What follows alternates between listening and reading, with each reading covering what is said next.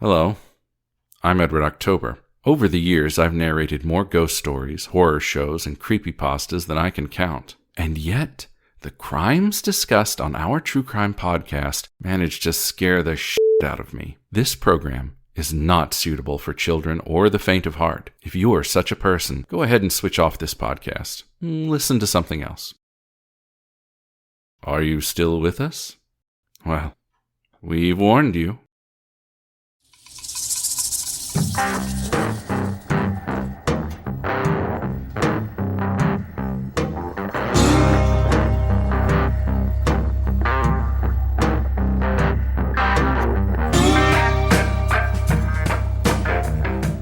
Hey, Jen. Hey, Kim, how are you? I'm pretty okay. How are you?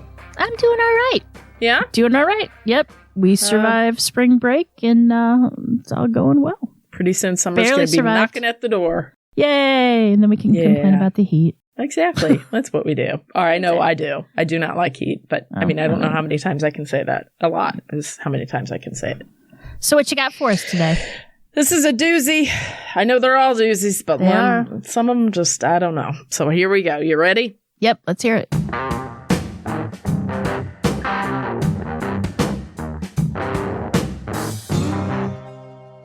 Today's case takes us to Fort Lauderdale, Florida, where it is May 31st, 1991. The area is well known, as we all know here in the States and other places, well known to sunbathers and tourists alike. It is home to the Swimmers Hall of Fame and several high-end hotels and restaurants. Millions of people set off to soak up the sand and sunshine each year, and Lorraine Anne Barrett, who was called Lori by her friends, was no different.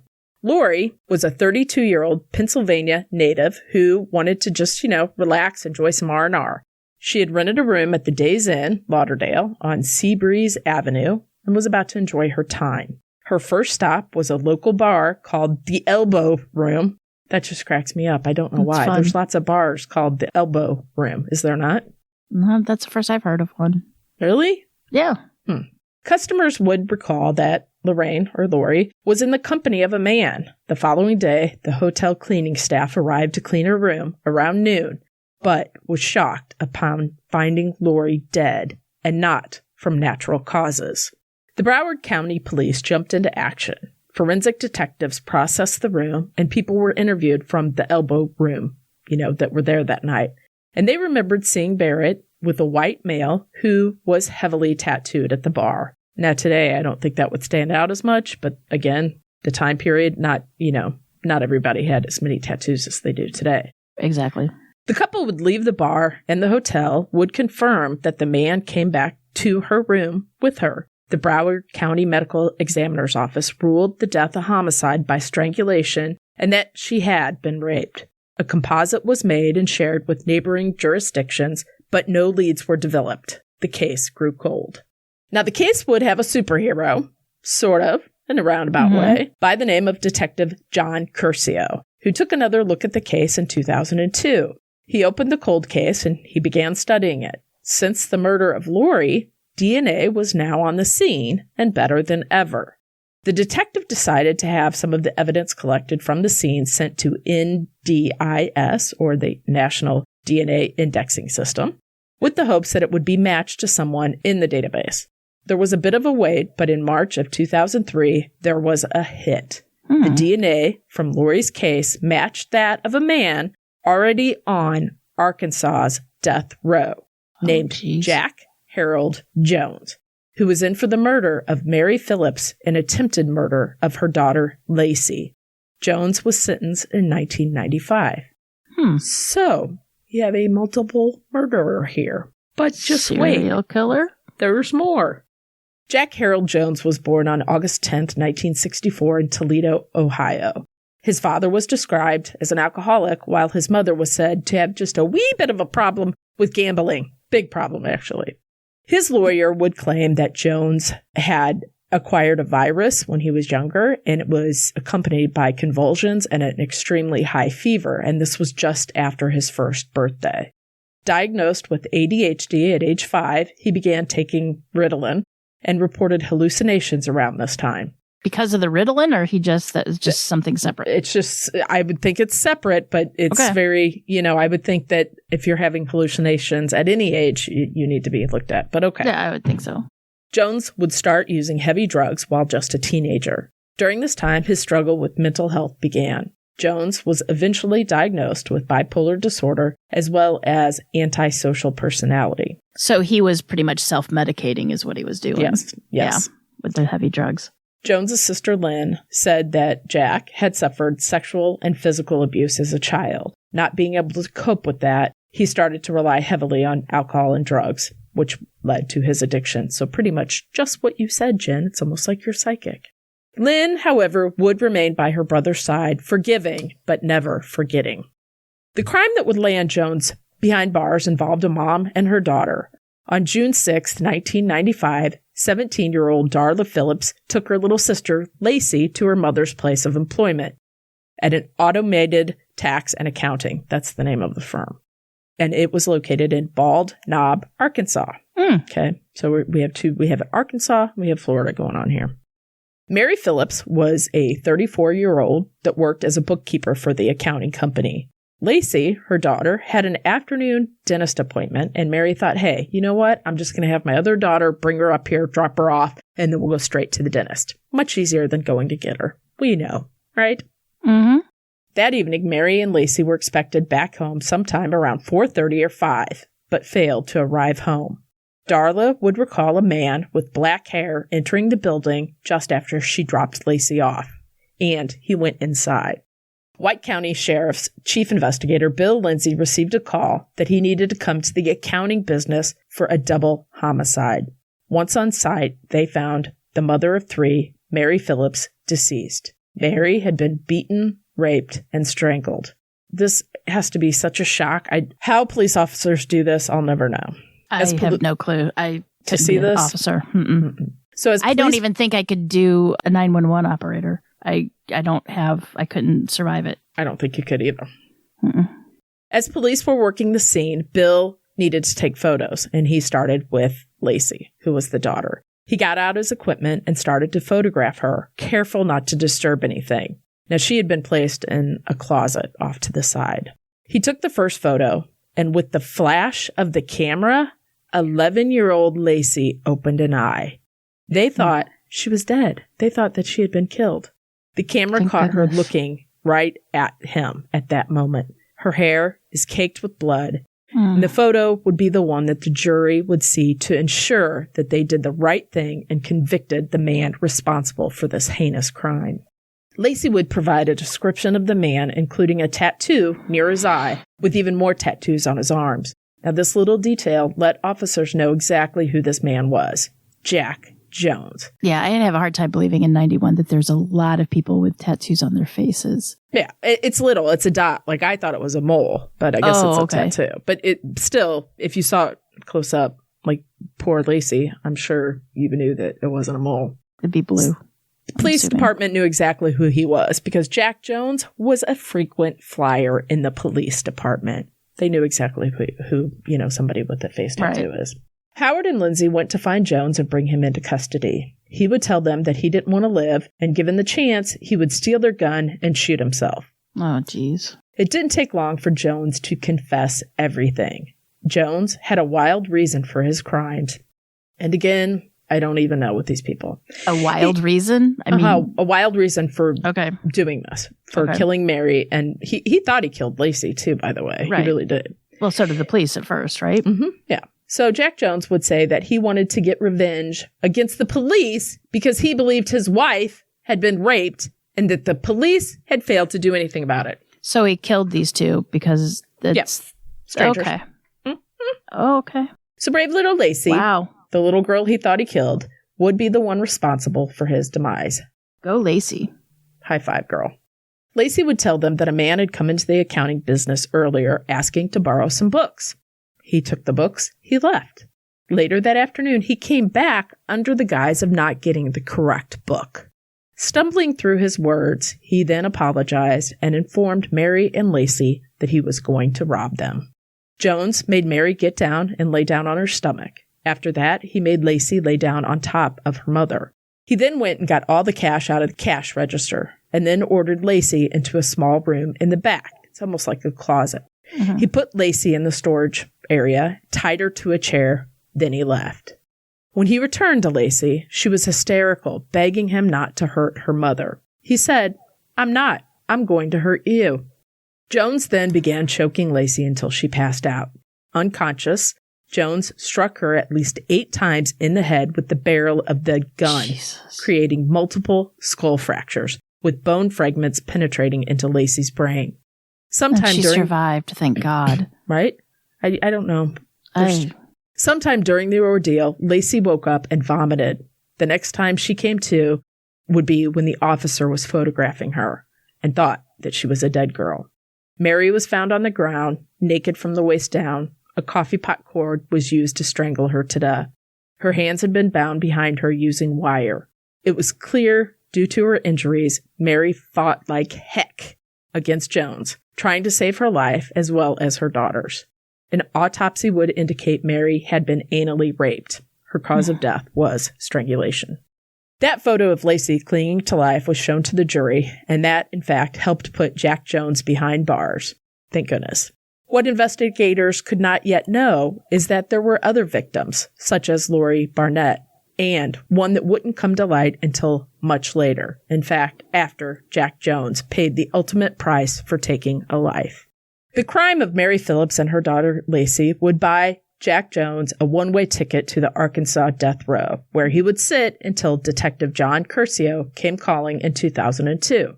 Now, Detective Curcio and his investigators in Florida had issued an extradition warrant for Jones, who was serving time in Arkansas. He would eventually plead guilty in Florida for the murder of Lori Barrett. Now, this is a mere informality since he was already on death row. Basically, he was going to die for his first crime, but he did plead guilty to it. When he came down to Florida to do this, the detective had a chance to meet Jones. After they met, the detective would say to Jack Jones that he knew there were more murders out there. He told Jones upon meeting him, quote, "I know Lori Barrett wasn't your first. I know you're a serial killer and there's other victims out there." Now, after a bit of time, Jones confided to the detective there was yet one more out there, and one day he would tell him who. He did promise the officer that it would all come to light one day. Is he trying to get his death sentence longer? So he wouldn't go to I don't jail? think so. Or Nope. he's in jail, but wouldn't go to the chair? Nope. Huh. Here Okay. we go. He's just holding it over their heads? Kind of. Yeah. Bastard. So the years were long for Jones in prison. Due to various illnesses and years of drug abuse, his body was not strong. He lost a leg due to diabetes. The execution was stayed several times as Jones sat just waiting. At age 52, Jones would say he was ready to die. In a letter he sent to the Arkansas Board of Parole, he said he is, quote, "haunted by what he did to Mrs. Phillips and that child," end quote. His lawyer, Jeff Rosenwig of Little Rock, added, he does feel a sense of shame and remorse about it, and he wishes he could take it back. Does he? I don't know. Yeah, I doubt it.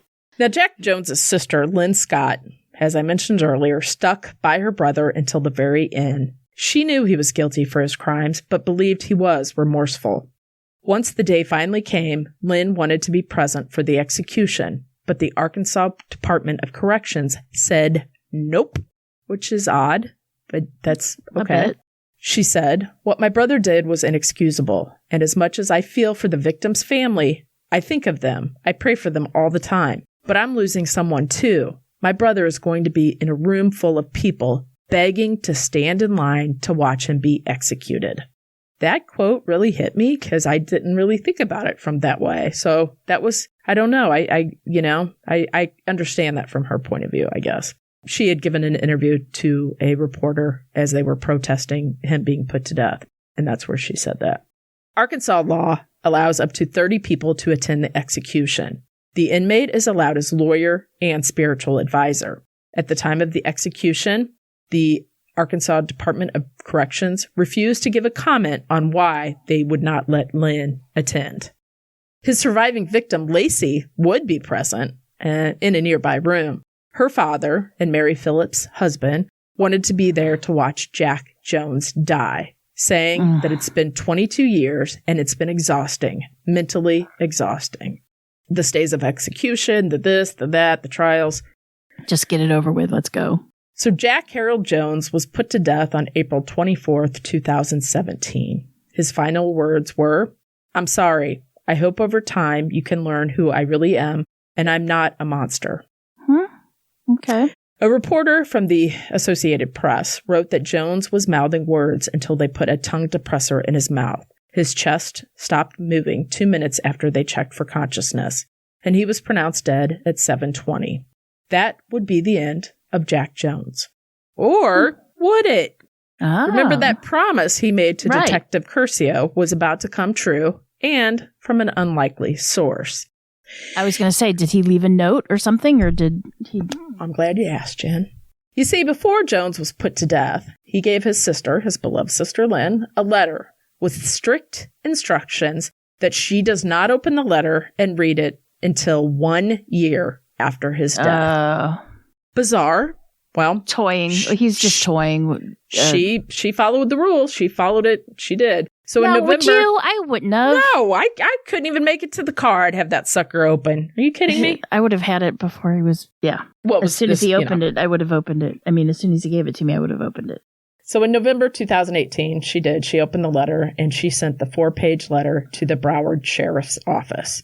Now here's the letter. Be forewarned here. This is a handwritten letter, and because of that, part of it can't be deciphered. You can't really tell what it is, but you get the gist of what it's saying. Yeah. And it's not graphic or anything. It's just saying what happened and what's going on. So here we go.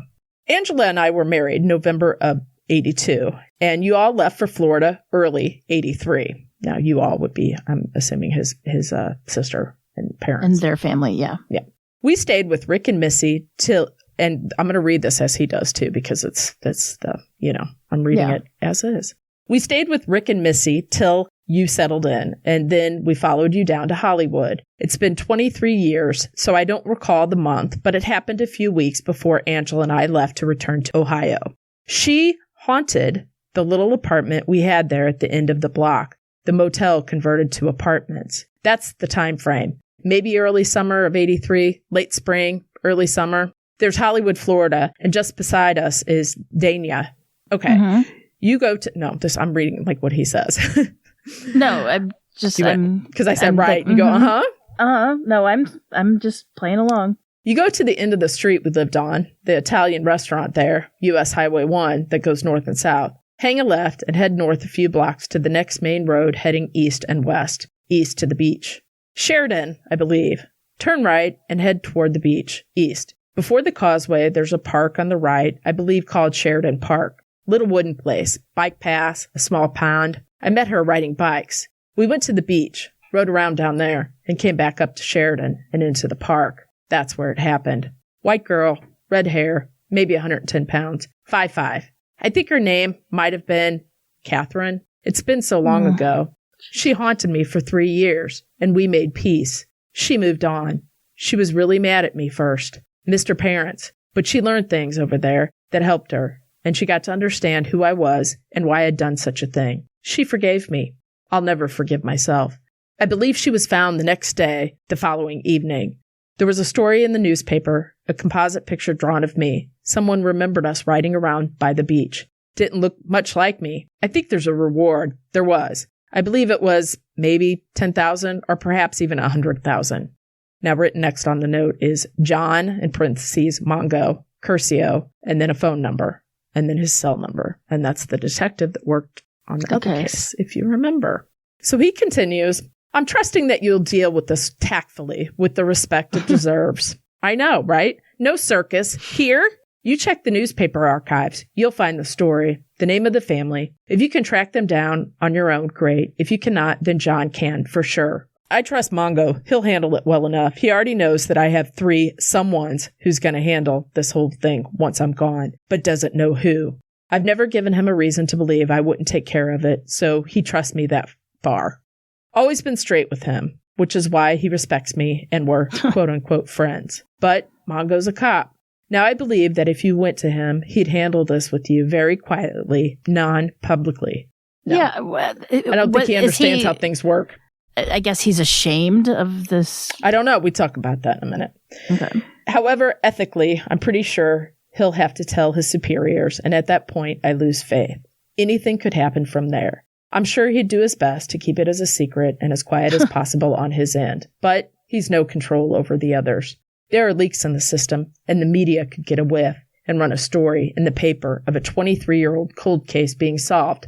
I don't know. I certainly prefer that it be done discreetly. That doesn't come to freak out Mom and Dad, anyone else. Dad knows. Or at least he knows that I'm going to give this to you to handle for me. Doesn't know any details. Dad knew? Okay. Again, if you can find this case on your own, reach the family. That's my preference. But I'm trusting you, and you do the right thing. You have everything here to complete the mission. Okay? However, you got to get it done. If and when, I want you to let these people know I had you do this, that I wanted them to know. It's one thing to learn that their daughter's killer has finally been brought to justice one way or the other, but it's more so of a closure instance when the information came about peacefully, without resistance, so that peace is added to peace, rather than adding a measure or element of negativity. I considered writing something to give them, but I believe that after all these years, their closure process doesn't need to be overly complicated. So I can't not believe this guy. So if you just let them know that I am deeply sorry, that I couldn't rest easy until they knew the truth, let them know that in the end, I became a better person and I did the best I could to be as much as I could for others, out of respect for the ones I've harmed. I know it's a hell of a thing to have to do, so I thank you. It's the right thing. I'll be watching and do what I can to help you from over there. And then it's undecipherable. Watching and that, the last sentence is kind of messed up.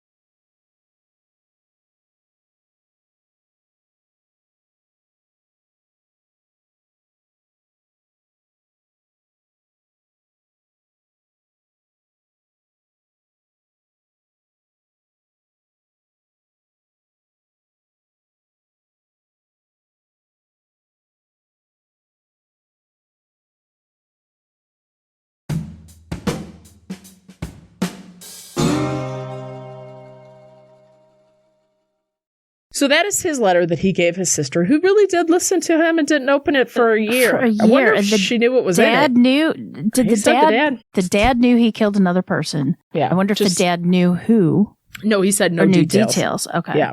So a little interesting note to add here is that the detective, John Curcio, whose nickname is Mongo, and, I didn't say that earlier, I don't think, but he is on the First 48 TV show. And apparently, he has a pretty good reputation down in Florida, by the way. Did he keep his mouth shut? No. Come on, you've already been put to death, and you want to keep this under wraps? Well, that's why I was kind of not laughing, but kind of like, okay, you want this all handle this respectfully for me, What? Do you and nobody's is it respect on him that they wanted, or the respect for the family? Maybe the media circus with the family would face again. I had a little epiphany as I was reading that, but I'll share that because I write something later for you and us to talk about. So here we go to continue on with the story. So in the letter, if you notice, and I'm not sure if you caught it, but he said that spirits had been visiting him and frightened him. Mm-hmm. Now, I just have to say, a little odd what scares serial killers now, isn't it? He did not like the ghost. He was claiming the ghost of these people that he killed were coming back. And of course not. This one in particular. And it haunted him. Yeah. Well, good. He should. So DNA would, in fact, confirm that he was the killer. And her name was not Catherine, as he couldn't remember, which also shocked me. You kill people, you don't even know their name? I know. I don't even. Her name was Regina Harrison, 20-year-old. Regina, far cry from Catherine, but okay. 20-year-old Regina was a college student when she was killed in 1983. Now, everyone involved in the case suspected at the time that Jack Jones may have been involved, but they couldn't, the timing worked, the location worked, the composite looked like him, but they couldn't really hold it all together, right? And back at this time, DNA was not on the scene yet. Right. Not even close. Regina had departed her parents' house on May 2nd, 1983, and Regina really liked to take a bike ride each evening, but on this night, she never returned home. A search was conducted and her body would be found in West Lake Park. She had been strangled and was fully nude. A lead came in immediately of people seeing her on her bike and saying that she was with a man who was on a black bicycle, and he was described as skinny, shaggy-haired. Days turned to months, till one evening a TV show caught the attention of Detective John Curcio. The detective had been on a team that had arrested a man by the name of Ronald Henry Stewart for several rapes. Stewart had been arrested because he was a serial rapist in Harrison and Broward County during the late 80s. Now, Detective Curcio noticed right away that Stewart looked a lot like a composite sketch in regards to the death of Regina Harrison. One of the witnesses pointed out Stewart in a lineup and said that he was in fact the man that was with Regina that day. Ronald Henry Stewart was charged with the murder of Regina Harrison. Now, as is so often the case, Stewart would, he's going to take responsibility for the crime. He's going to admit to it to have the death penalty taken off the table. Now, right now, I'm sure you're confused, as you should be, so just stay with me. Okay, I'm trying. Stewart would be given an additional 50 years for Regina's death. Stewart's lawyer would explain to Stewart that the case was really weak. They had fingerprints, but they weren't his. They had some jail cellies, some roommates, who would say anything to get less time taken off their sentence, as well as eyewitness testimony, which we all know is not always reliable. Stewart, however, would stand up. He would take responsibility for the crime, and he did all of that because he did not want to be put to death. Now, he had already been convicted and was serving time on the sexual assault cases. In regards to that time, he ended up getting an extra 50 years for Regina's murder. Now, I bet you're saying, what does this fella have to do with Jack Jones? Well, here we go. Cancer would get Stewart in 2007 or 2008, depending on which source you get with, before the truth could come out. Broward County, Florida prosecutors would end up exonerating Ronald Stewart for the murder of Regina Harrison. And they would say they regretted what happened, acknowledging that if DNA was around at the time, Stewart would have been cleared. So you see what happened? He stood up, took responsibility for killing her when he had nothing to do with killing Regina. Jack Jones had killed her. And so he was sitting in prison all that time thinking, the prosecutors, the investigators, thinking that Ronald Stewart really did kill Regina, when he didn't. He didn't. Jack Jones did. That's horrible. Nobody should be incarcerated for something they didn't do. So the main question for me is, why would Jack Jones confess to the other murders but refuse to take responsibility for Regina Harrison? And that's where my story ends. I don't know. What do you think? You don't know? No. He wanted to stay with it? He wanted that to be his little secret? I think that, or I think, because he was pretty young at the time and she was 20, I think maybe he fancied her. And that I think maybe he really did feel a little bit of guilt. I'm not sure. Just like his little secret that he kind of got off on, not anybody knowing that he did it. And the case was pretty much closed. And it was his... and then he could relive it over in his head. And nobody... To not know her name? What is wrong with people? Know. You would almost think maybe he did know and he just didn't want to say it. I don't know. I mean, to write all that out, he had most of the details were spot on. So that is the story of Jack Jones. Little known serial killer. Bastard. I had never heard of him. No, I haven't either. So, killed 3, but almost 4, to be honest, because he thought Lacey, the little girl, was dead. And so that is the story of Jack Jones. What a terrible person. Awful person. Oh yeah. I'm not very sad to what happened to him, that's for sure. Me neither, Jen. Me neither. There's just all kinds of people in the world. And then to write a letter, I don't know. And it's not, you're going to be, okay, you're dead. Don't open this for a year. Why hold on to it for one more year? What was the point of that? I don't know. Was it maybe back in his head that he knew that everybody was going to be a media frenzy, man executed for the murders of, the maiming of this little girl. And then it would all die down. And then he wanted it brought back up in a year for his name to be out there again, maybe. But he's not here to see it. I don't know, but then claiming he doesn't want that. That's the thing, where you've already killed people and somebody was serving time for that. When and Stewart, he never denied it. I don't get that either. I don't understand. And then that makes me wonder if he killed people too and was like, oops, they caught, you know what I'm saying? Right. Like, because he had done several rapes. I think he was serving time for 3, but he was going to be looked at for an additional 6, if I believe. So maybe he's just like, what's one more, right? But he raped them. He never killed them. Right. And then, so I'm wondering. But did he leave? Did he just rape them? Did he beat them up? Could he might have thought that maybe he accidentally murdered someone? I'm not sure on that. I'm just guessing. I'm thinking maybe he killed somebody and thought, oh, well, they finally caught me. Here's one. Right. Or Could be. Or the other thing was that if he did admit to it, he was most likely definitely, it's Florida. He was going to get the death penalty. And he's like, well, I'm already in jail. Might as well just say I did it. And then I don't get the death penalty. Get over it. Right. Could be. Who knows? Too bad we can't ask. I tell you. I always have lots of questions, you know? I know. For real. It's ridiculous. So that's the story of Jack Jones. Bastard. And, yeah. Do you have anything else? Do you want to talk I don't even know how to go on to the next one. What have you been watching? Let's since it's a short episode, let's chat it up a little bit. People seem to like it when we do talk.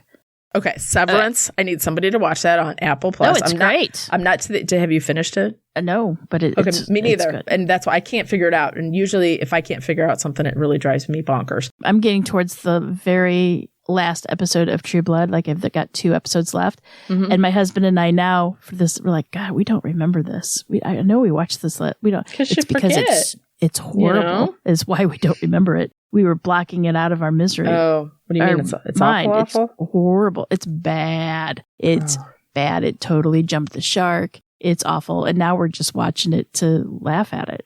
But it's still a great series. It's just a bad season. Well, it's jump the shark, remember? Old Fonz, jumping the shark. We just need to close this up. We got to get people to die here, and we got to close it up. Well, it's still making money, you know? Oh, yeah. So they had announced that it's their last season. Yeah. And, yeah. What else you been watching, Jen? Not really much. It's one of these weeks where it's getting to be spring. Get a little pep in your step. There's so much to do and just so much. There's not that much to do. Well, here we've got running the kids around, the band stuff. Been doing so much, but I don't have anything to show for it. Does that make sense? It seems like I'm constantly running, but I'm not called being a parent. Doing anything. Like there's nothing. I feel like I clean the house, but it's constantly dirty. I'm not even going to talk about laundry. It's a bane of my existence. And it just seems so crazy. I hear you. Going on. But I haven't really had, like I said, my evenings I get to sit and relax and we watch the True Blood on the TV. Watch the True Blood on their cable TV. But yeah, that's really all I've been watching. So I need to start Severance. I've caught up with Severance. I'm telling you, Apple TV, it's great, man. Kind of where it's at. Really, it's what HBO used to be. Like all the shows that they put out are really good. There is a documentary that just came out on Netflix about the Waco incident. I was going to say tragedy. Well, this is a tragedy. There was the film with Julia, what's her name, Garner, the fictionalized thing. But this is like the documentary about what? Yeah. So I'll never forget the day that it caught on fire. We were at the bookstore. We were working. Is it Art Holiday? Yeah, right? Channel 5. Mm-hmm. Channel 5. He came in, and he would come in fairly often, and I said, "Hey, what's going on with Waco today?" He's like, "Well, right now it's burning." And I'll never forget that, and I was floored. Well, just the way that now, being an adult, and I mean, we were an adult-ish back then, but looking back and how they handled that, I'm just like a Midwestern lady with some kids and whatever, right? But I have the sense to know that part of the things they did, that's not going to end well. Playing that music, just like, oh my gosh, just playing Latin backwards for days on end. You're going to do that at war too. I mean, I know, but it's just like, but the whole thing it could have been, I don't know, but it just seems like it could have been tragic. That could have been handled differently, I guess. No. So anyway, tragic. Check that out. Horrible thing happened. I'm going to have to watch that next. I did watch the thing on the Pornhub. It was very interesting. It was very interesting. This whole child sex trafficking, and I'm torn watching it because on one hand, it's like people do make their living, like respectable humans make a living off sex work on Pornhub. They are adults. They are consenting adults. They make a living there. That's their livelihood. But then there are these bastards that rape kids and film it and place it on, and then Pornhub does nothing about it. And it's I mean, anything that is lucrative and makes money, there's always going to be a bad guy that's going to figure out how to manipulate the system. I get it, but to like knowingly turn a blind eye to it. I don't know how like investigators that could to investigate those kind of crimes. How could you? I don't know. And good on MasterCard. They like said nope. It was MasterCard because I think Visa got sued, but MasterCard is like, yep, we don't. You can't use us anymore. We're not going to be. Yeah. We're not going to have anything to do with this. So they pulled out and they wouldn't let Pornhub use their company for payments. But still, I mean, good on them. Stand up for what's right, MasterCard, instead of just going for that easy money, which they could have done. But awful. Horrific. Those poor children. And I think there's only one that's in a lawsuit now. The one is actually suing where, I don't know, go watch that one too. It's interesting. It's an interesting documentary. As we wrap this up, let's talk about your favorite topic, because I'm sure you're going to have some choice words. Gwyneth Paltrow's trial. Oh, Gwynny, she drives me nuts. I've not liked that woman since Shakespeare in Love. Entitled, to be fair, all I can say. I can't ski, but I have skied, and I'm not very good at it. So I could totally see running into somebody and me being embarrassed and running away. But I think I would at least, if I could stop, because usually if I start going, I can't stop. That's the problem. So the way that I stop is I fall at the bottom of the hill. But they were on a bunny hill, so that's not that big. But you can actually go pretty fast on those, because that's where I ski, the bunny hill. So I could see you not like hitting somebody and then you keep going like I would on accident just because you can't stop. But I do think that if I could stop, I would say, oh my gosh, I'm so sorry. Are you okay? And apparently that's part of the problem, that she knocked that guy over, broke ribs, got a brain injury. But that would have to be quite a hard fall to do all that, because you are on the bunny hill and ideally you're not going that fast. Ideally. I don't know, to be quite honest. All I know is that if somebody would have run into Gwyneth, we would have heard a lot about it. I mean, she would have talked about it a lot. If she would have ran into anybody, we wouldn't have heard a word about it. But then also, how come, not to blame our justice system, but really, it happened in 2016. It's 2023. Why in the world did it take that long for the lawsuit to go? Why? No idea. I have no idea, because it's a lawsuit. Then there was COVID happened in there around, and the lawyers maybe tried to settle out, and then they just couldn't do it. I'm sure they tried to keep it out of the court system as much as possible. I know Gwyneth probably did. She didn't want. I can't believe she's there. Does she need to be there to testify? No, I don't think in a civil case you need to be there. I don't think either one of them needs to be there. And let me just say this, because I'm going to say she's there for the paparazzi. That's where I'm going for. Anything to get your, what does it say? I can't even think of the word I want to use. Any publicity is good. Yes. All publicity is good publicity. And that's why they released that horrible tape of her saying, I have bone broth in the afternoon, and then later after I exercise for hours. Who released that then? The other guy's lawyer? Like, she did. No, she released that to keep, she wanted people talking about that and not the court case. Well, I do have to say, I saw a TikTok this morning and it cracked me up. So her lawyer, one of her lawyers, is very young. He looks like he is fresh out of law school, or he just looks young. I'm not being an ageist. I'm just saying. But he's interviewing a retired Navy pilot, I believe. And this guy he's really pretty handsome. And I would say he's probably, I don't know, he's retired 60, 65. The young kid is like asking him something. And pilot's like, And then he goes, well, do you understand what that means? And you could see the pilot like smile and go, Like it was like he owned him, because it was like, listen, kid. Yeah, I'll send you the clip, because I was like, that's funny, because it was just, Yeah, I haven't been watching the trial. I mean, I've been watching the news, which has little bits and pieces, of the trial. Yeah. But she just gets on my last nerves. I just can't. I never have with her. That's why I love her mother. I absolutely love Blythe Danner. I think Blythe Danner is great. Like, I love her movies. I mean, she seems like she'd be a nice, warm woman.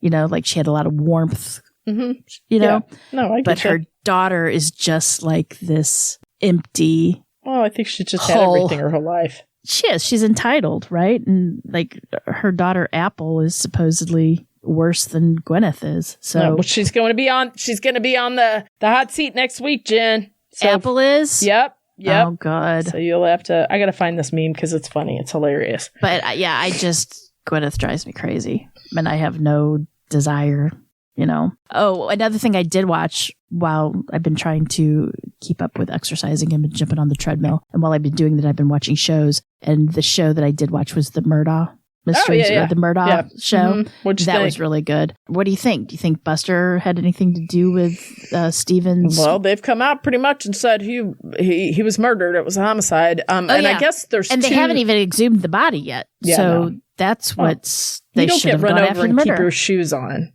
Like, you don't get hit and keep your shoes on or whatever. His body was placed, I believe. No, but do you think it was the dad for fear of the stories coming out about Buster, or do you think Buster himself? I think it was Buster. But I also think apparently there was 2 men in the area that have yet, I don't know, there's something about that. But no, I would say it would be Buster. I would think, yeah.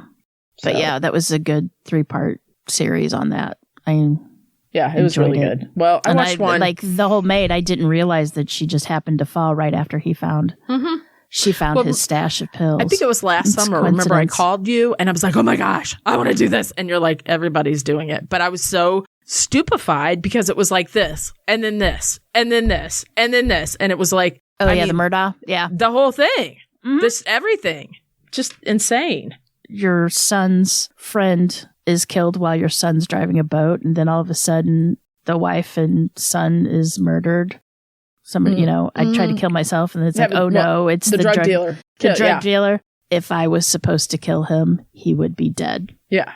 So, but then what's all the payments to the drug dealer? What's all those less than 10,000 payments? But he was a total drug addict too. So he was, but the lawyer or one of the guys on there said, I added it up, and if the amount of pills that he would have bought for the amount of money that he gave the drug dealer would have lasted him for 114 years. Yeah. Oh, I know. But nobody's got that much of an addiction. You can't trust thieves and crooks. You can't. Thank you. You know what I mean? No. So and he was a thief and a crook, and a murderer. I think he thought his son, who was young and dumb, would be pushed into a corner and come out and testify against him. So he thought, okay, I'm going to get rid of him. And then I got to get rid of the wife too. So there's that. And I think that the wife got rid of the maid. I think the wife killed the maid. And then I think Buster killed the kid. And yeah, that's how I think that went. I could be wrong, but I don't think I am.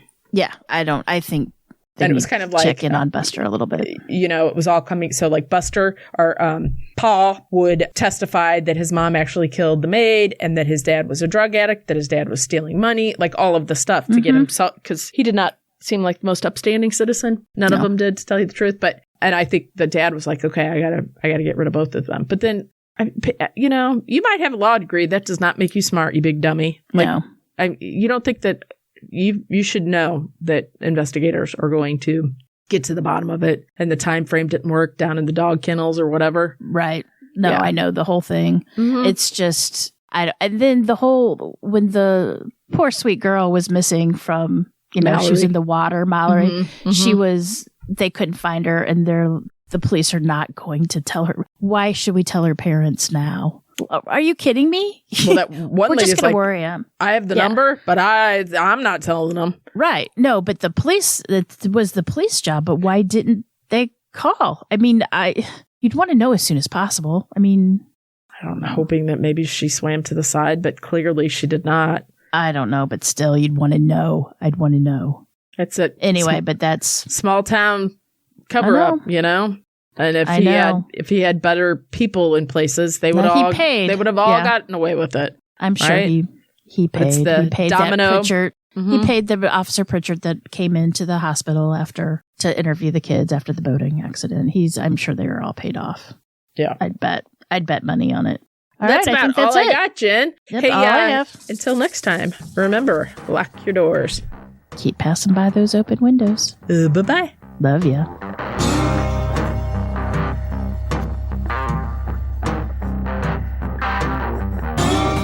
Today's episode was researched and written by me, Cam. For more information about this episode, as well as all the sources I used, please check out our show notes or the podcast website at ourtruecrimepodcast.com. Our True Crime Podcast is developed and created by hosts Jen and Cam. Original music and audio mix of all our True Crime Podcast episodes is courtesy of Nico Vertesi from We Talk of Dreams. Listener discretion is provided by Edward October from October Pod VHS.